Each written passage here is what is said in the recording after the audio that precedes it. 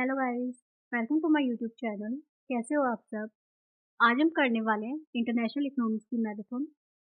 अब जो है पेपर 7 जनवरी को आपका आ ही गया है, तो इसको हम जो इम्पोर्टेंट नोट्स को एक बार रिकवर करते हैं, याद करते हैं, रिवाइज करते हैं। तो इसमें फर्स्ट हम देखते हैं theories of international trade, classical and new classical, कि कौन कौन सी थ्योरी हमारे आई है। तो फर्स्ट है मर्सेंटलिज्म थ्योरी। ये सबसे पुरानी थ्योरी है, जिसमें क्या करते हैं कि suggest a country should export more than it imports to accumulate gold and wealth। इस थ्योरी में क्या बोलते हैं कि एक कंट्री का मेन मोटिव क्या होता था कि ज़्यादा से ज़्यादा गोल्ड को, वेल्थ को एक्यूमुलेट करना।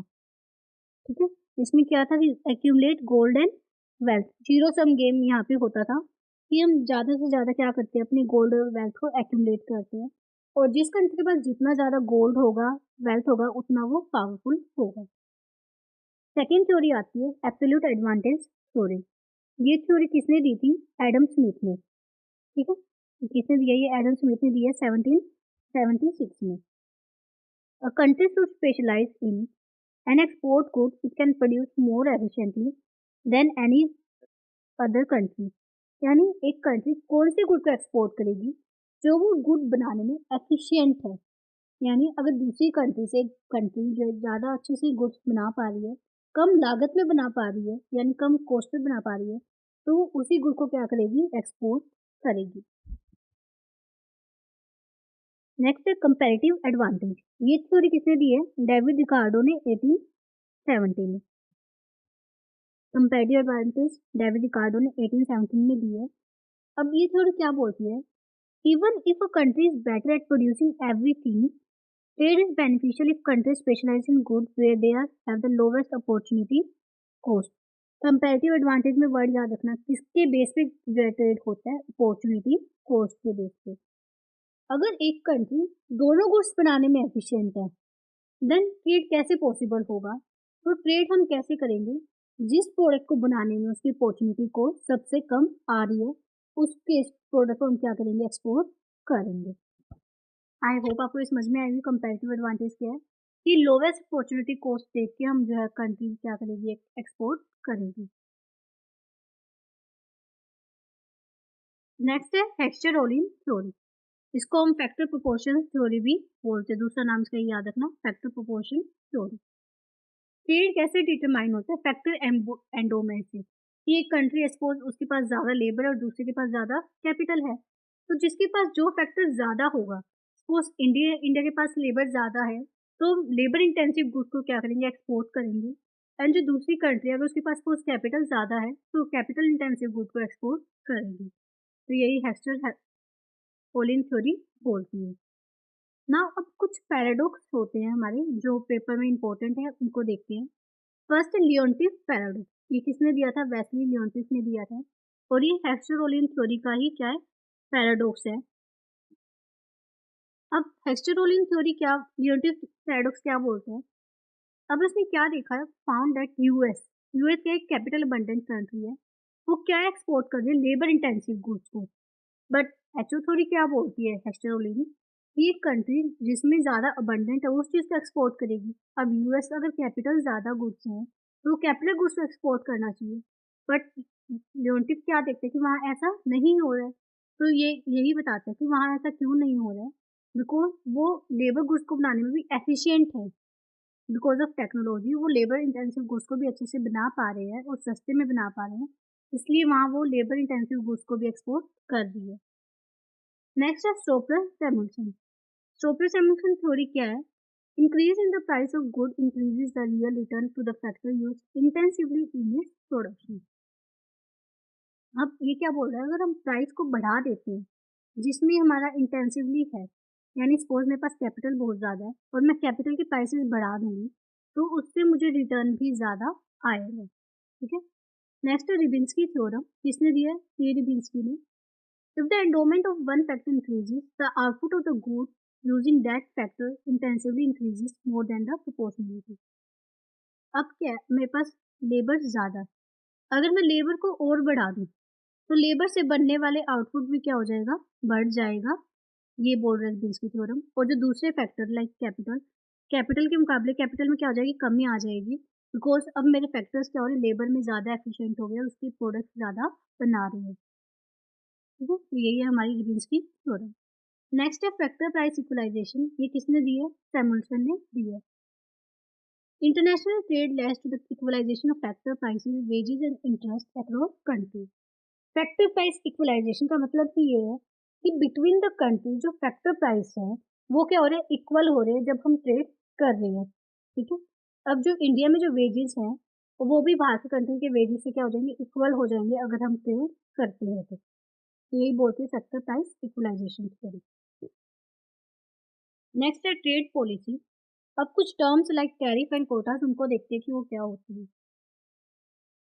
टैरिफ क्या होते हैं? Taxes on imported goods. Imported goods पे जो हम टैक्स लगाते हैं उसको क्या बोलते हैं हम? टैरिफ, ठीक है। टैरिफ क्या होते हैं? जो इम्पोर्ट हम बाहर से जो सामान मंगा रहे हैं उस पे जो टैरिफ लग रहा है, उस पे जो टैक्स लग रहा है उसको बोलते हैं टैरिफ। अब इससे क्या होता है टैरिफ से? डोमेस्टिक प्राइसेस इंक्रीज हो जाएंगी। अब क्योंकि एक सामान है 100 रुपये का आ रहा है, 100 रुपये का आ रहा है, उस पर टैक्स लग रहा है 20 रुपये का, तो अब वो 120 का पड़ रहा है हमें, यानी जिससे क्या हो रहा है, प्राइसेस इंक्रीज हो रहे हैं, कंज्यूमर सरप्लस कम हो रहा है, ठीक है, और प्रोड्यूसर सरप्लस बढ़ रहा है। तो यही होता है हमारा टैरिफ। टैरिफ क्यों लगाते हैं? ताकि हम अपनी कंट्री के जो प्रोडक्ट्स हैं उनको बचा सकें, ताकि उनको ही हम यूज़ कर सकें, बाहर की कंट्री के प्रोडक्ट को यूज़ ना करें। इम्पोर्ट को कम करने के लिए हम टैरिफ लगाते हैं। नेक्स्ट है कोटा। कोटा क्या होता है? Physical limit on the quantity of good that can be imported. अब टैरिफ में तो हम टैक्स लगा देते हैं डायरेक्ट, बट कोटा में हम टैक्स नहीं लगाते हैं, फिजिकल लिमिट लगा देते हैं। लाइक पहले हम किसी चीज़ को 1000 यूनिट्स इंपोर्ट कर सकते थे, तो हमने उस पर कोटा लगा दिया कि 500 से ज़्यादा यूनिट आप इंपोर्ट नहीं कर सकते हो। तो ये होता है कोटा, कि हमने लिमिट लगा दी कि इससे ज़्यादा आप क्वांटिटी इंपोर्ट नहीं कर सकते हो। तो ये होता है कोटा। नेक्स्ट है non tariff barrier. Non tariff barrier क्या होते हैं? लाइक सब्सिडीज, लाइसेंस और टेक्निकल स्टैंडर्ड। ये अब हम सब्सिडीज प्रोवाइड कर रहे हैं हमारे डोमेस्टिक प्रोड्यूसर्स को, लाइसेंस दे रहे हैं कि आप एक्सपोर्ट करो, टेक्निकल स्टैंडर्ड्स इंक्रीज कर रहे हैं, तो ये होता है नॉन टैरिफ बैरियर। नेक्स्ट है टर्म्स ऑफ ट्रेड। क्या होते हैं? The ratio of export prices to import prices.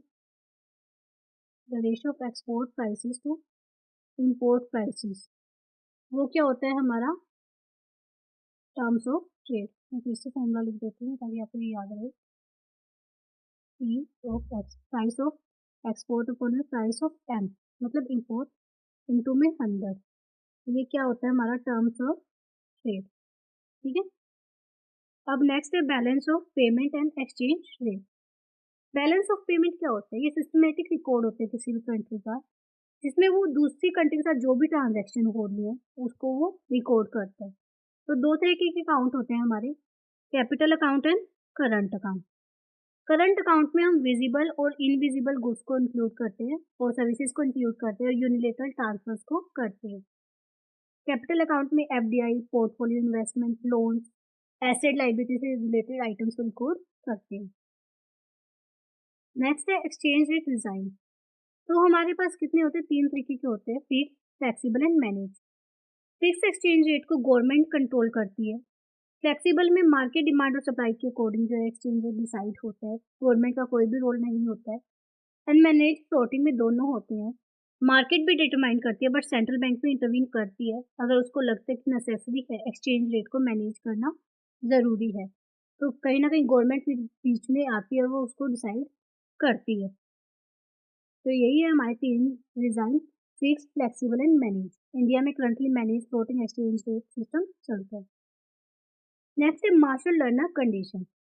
Martial Lerner condition क्या बोलता है कि डिवेल्युएशन इम्प्रूव द बीओपी, कि अगर बीओपी हमारा डेफिशिएट में है तो वो डिवेल्युएशन के थ्रू हम करेक्ट कर सकते हैं। But the situation is only condition क्या फॉलो होगी? अगर sum of elasticity of demand for export and import is greater than 1, जब हमारा E X plus E M क्या होगा? ग्रेटर देन 1 होगा, उसी केस में डिवेल्युएशन क्या होगा? काम करेगा और हमारा बीओपी ठीक होगा। Elasticity of export plus elasticity of import क्या होना चाहिए? ग्रेटर देन 1 होना चाहिए। बहुत इंपॉर्टेंट कंडीशन है, पेपर में आती ही आती है, इसको प्लीज याद रखना, ठीक है। नेक्स्ट है इंटरनेशनल इकोनॉमिक ऑर्गेनाइजेशन, कुछ ऑर्गेनाइजेशन है हमारी internationally, like IMF, WTO, world bank. IMF कब आया था? 1944 में। और ये किस पे फोकस करता है? ग्लोबल मॉनेटरी कोऑपरेशन पे और शॉर्ट टर्म BOP स्टेबिलिटी। अगर BOP में भी कुछ आ जाते हैं इम्बैलेंस, तो उसको इम्प्रूव करने के लिए या उसको सपोर्ट करने के लिए किसकी हेल्प ले सकते हैं हम? IMF की। वर्ल्ड बैंक कब आया? 1944 में। ये किस पे फोकस करते हैं? उन long term development and poverty reduction पे। ठीक है, हाईलाइट कर देती हूँ। किस पे फोकस करते हैं world bank? Long term development and poverty reduction पे। नेक्स्ट है WTO। WTO 1995 में आया था गैट को रिप्लेस करके। जो हम ट्रेड करते हैं किसी भी कंट्री के साथ, तो कोई भी डिस्प्यूट हो जाता है सपोज, या रूल्स रेगुलेशन कौन डिसाइड करता है? WTO। नेक्स्ट है रीजनल ब्लॉक। कुछ यूनियंस बनाते हैं, like European Union, ASEAN, SAARC, BRICS. ठीक है, तो इसमें लेवल्स होते हैं, लाइक फर्स्ट आते हैं free integration, free trade area, उसके बाद कस्टम यूनियन, कॉमन मार्केट और इकोनॉमिक यूनियन। इसमें क्या होता है कि हर स्टेज पे कहीं ना कहीं जो रूल्स रेगुलेशन वो कम हो जाते हैं और इजिली हम ट्रेड कर सकते हैं। फिर आता है एडवांस ट्रेड थ्योरी। कुछ और थ्योरीज हैं जो इम्पोर्टेंट है हमारी, वो देखते हैं। फर्स्ट है ऑफर कर्व। इसको मेल और एडवर्ड ने दिया था। ऑफर कर्व को हम रेसिप्रोकल डिमांड कर्व भी बोलते हैं। It shows the quantity of import a country demands for every quantity of export it offers. Offer curve में हम ये देखते हैं कि कितने गुड हम इंपोर्ट कर रहे हैं और उस इंपोर्ट गुड्स के बदले कितने हम एक्सपोर्ट कर रहे हैं क्वांटिटी को। ये क्या होता है? Offer goods. फिर से एक्सप्लेन कर रही हूँ, ऑफर कर्व क्या होता है कि कितना हम इंपोर्ट कर रहे हैं, कितनी क्वांटिटी हमने इंपोर्ट करी है और उस इंपोर्ट के बदले कितनी क्वांटिटी हमने एक्सपोर्ट की है। ये क्या होती है? Offer curve. इक्विलिब्रियम कहाँ होता है? जब दो जो है ऑफर कर्व इंटरसेक्ट करते हैं। और इलास्टिसिटी देखते हैं। If a countries offer curve is a straight line from the origin, तो इलास्टिसिटी क्या होती है? मतलब इनफाइनाइट है। ठीक है, नेक्स्ट है मैस्लर पैराडॉक्स। ये क्या होता है? A tariff increases the internal price of the protected good. अब टैरिफ से क्या होता है कि इंटरनल प्राइस बढ़ जाते हैं। अब जो चीज़ इंपोर्ट कर रहे हैं, वो 100 रुपये में जो हमने गुड्स इंपोर्ट किए हैं, टैरिफ लग 20 रुपये का टैरिफ लगा दिया, तो अब 120 का हो गया वो प्रोडक्ट। तो यानी इंटरनल प्राइस क्या हो गया उसके? बढ़ गए। However, Lloyd Metzler prove that कि foreign country offer curve is highly inelastic. अब अगर फॉरेन कंट्री का ऑफर कर्व क्या होगा? हाईली इनइलास्टिक होगा, तो tariff might actually lower the domestic price of. तो हाईली इनइलास्टिक केस में क्या होगा कि जो डोमेस्टिक प्राइस होंगे वो क्या हो जाएंगे? कम हो जाएंगे। मेजर पैराडॉक्स ये बोलते हैं। नेक्स्ट है बैलेंस ऑफ पेमेंट। अब कुछ इसमें भी हमारी अप्रोच है बैलेंस ऑफ पेमेंट में भी। फर्स्ट है एब्जॉर्प्शन अप्रोच। इसने दिया है अलेक्जेंडर ने। ये क्या बताता है कि B is equal to Y minus A. B मतलब बैलेंस ऑफ ट्रेड, वाई मतलब इनकम एंड ए मतलब एब्जॉर्प्शन। अब एब्जॉर्प्शन किसमें होता है? कंजम्पशन, इन्वेस्टमेंट और गवर्नमेंट एक्टिविटीज में। अगर हमारी नेशनल इनकम ज़्यादा है एब्जॉर्प्शन से, इट मीन्स हमारा बैलेंस ऑफ ट्रेड ठीक है। लेकिन अगर एब्जॉर्प्शन ज़्यादा है और इनकम कम है, देन हम नेगेटिव में जा रहे हैं, तो उस केस में डिवैल्यूएशन काम करेगा। कब? जब हमारा export of elasticity of export plus import is greater than 1 होगी, जो हमने पहला पढ़ा था। अगर इकोनॉमी फुल एम्प्लॉयमेंट में है ऑलरेडी, तो डिवैल्यूएशन से क्या होगा? इन्फ्लेशन होगा। तो उस केस में हमें जो एब्जॉर्प्शन ही कम करनी होगी। नेक्स्ट अप्रोच है मॉनेटरी अप्रोच। मॉनेटरी अप्रोच में क्या है कि BOP क्या एक मॉनेटरी फिनोमिनन है। ये deficit occurs when there is an excess supply of money in the domestic market। कि डेफिसिट किस वजह से हो रहा है? कि जो हमारी इकोनॉमी है उसमें मनी सप्लाई क्या है? बहुत ज़्यादा है, तो उसकी वजह से क्या हो रही है? डेफिसिट हो रही है। और करेक्ट कैसे कर सकते हैं कि उस मनी को बाहर निकालें? मनी सप्लाई को बाहर कैसे निकाल सकते हैं? प्राइसेस को कम करके, या फिर गवर्नमेंट जो है या बैंक है उनको जो अपने रेट्स वगैरह को रिवाइज करके जो मनी सप्लाई को कम कर सकते हैं। नेक्स्ट है टैरिफ थ्योरी। तो फर्स्ट आती है optimum tariff theory. Optimum tariff क्या होता है? A tariff that maximise the net benefit of a country by improving its term of trade more than it reduces trade volume. तो optimum tariff में क्या होता है कि हम उतना ही टैरिफ लगाएं जिससे एक कंट्री को बेनिफिट मैक्सिमम हो और साथ ही साथ में उसका टर्म्स ऑफ ट्रेड भी इम्प्रूव हो, more than its reduces the trade volume. Trade volume कम नहीं होना चाहिए हमारा, हम मतलब कमी नहीं होनी चाहिए किसी प्रोडक्ट में, बट हमारा टर्म्स ऑफ ट्रेड भी क्या होना चाहिए, इम्प्रूव होना चाहिए। तो यही होता है हमारा टैरिफ। टैरिफ का फॉर्मूला देखिए तो क्या है यहाँ पर, 1 में ई माइनस 1। ई क्या बता रहा है, इलास्टिसिटी ऑफ फॉरेन कर्व, ठीक है, foreign offer curve. Only a large country can impose a optimum tariff because only they can influence world prices.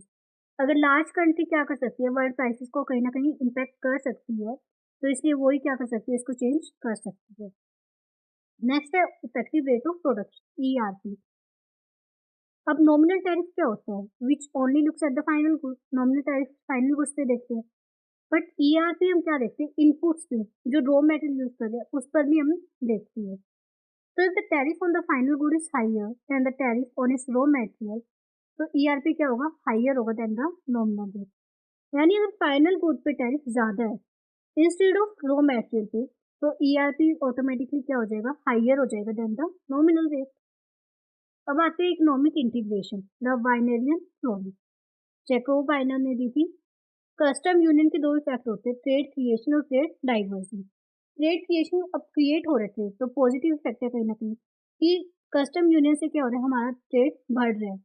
तो shift from high cost domestic production to lower cost production from a member country, कि अब जो product हम ज़्यादा costly बना पाते थे, trade करने से कम कॉस्ट वाले प्रोडक्ट को इम्पोर्ट कर पा रहे हैं, तो हमारा ट्रेड बढ़ रहा है, कि हमारा वेलफेयर इंक्रीज हो रहा है। And same way trade diversion में क्या होता है, नेगेटिव इफेक्ट बताता है कि shift from a low cost non member country to a highest cost member. कि ट्रेड डाइवर्जन कैसे होते हैं कि जो सामान हम सस्ते में मंगा सकते थे, अब वो हम नहीं मंगा सकते ट्रेड वेलफेयर की वजह से, तो हमें दूसरे कंट्री से मंगाना पड़ा जिसके साथ हम ट्रेड कर रहे हैं। नाउ अब मैचिंग है कुछ, वो देखते हैं। रेसिप्रोकल डिमांड किसने दी है, जेएस मिल ने। Intensity of demand for imports को हम इसमें देखते हैं। इसमें राइजिंग ग्रोथ जगदीश भगवती ने। ये क्या बताते हैं कि ग्रोथ क्या हो जाती है, वर्सअप हो जाती है किसी भी कंट्री की due to terms of trade declining. Gravity model most important, टीन्जरबर्ग ने दिए, टिम्बरबर्ग ने, कि ट्रेड किस पे डिपेंड करता है, जीडीपी और डिस्टेंस ऑफ टू कंट्रीज। इस पे डिपेंड कर रहा है ट्रेड हमारा, trade depends on GDP and distance of two countries. कि जितना पास में कोई कंट्री होगी उतना ट्रेड ज़्यादा होगा, अगर जीडीपी जितनी सेम होगी उतना हमारा ज़्यादा होगा ट्रेड। प्रोडक्ट लाइफ साइकिल किसने दी है, रेमंड वर्नर ने। और ये स्टेजेस बताती है, लाइक पहले इनोवेशन होता है, फिर maturity and then standardisation. Last है internal scale economics, Paul Krugman ने दी है। New trade theory inter industry trade के बारे में ये बताता है। Net barter terms of trade क्या होते हैं, price of export upon price of import into में 100। Income terms of trade quantity से मल्टीप्लाई कर देते हैं, क्योंकि अगर प्राइस को क्वांटिटी से मल्टीप्लाई कर देंगे तो ऑटोमेटिकली वो क्या आ जाएगी, इनकम। एंड सिंगल फैक्टोरियल क्या होता है, जेड एक्स से जब हम प्रोडक्टिविटी से मल्टीप्लाई करते हैं एक्सपोर्ट फैक्टर की, तो सिंगल फैक्टोरियल को बताती है। तो यही थे हमारी इंटरनेशनल इकोनॉमिक्स की मैराथन। आई होप कि आपको समझ में आया होगा और चीज़ें याद हुई होंगी। Thank you.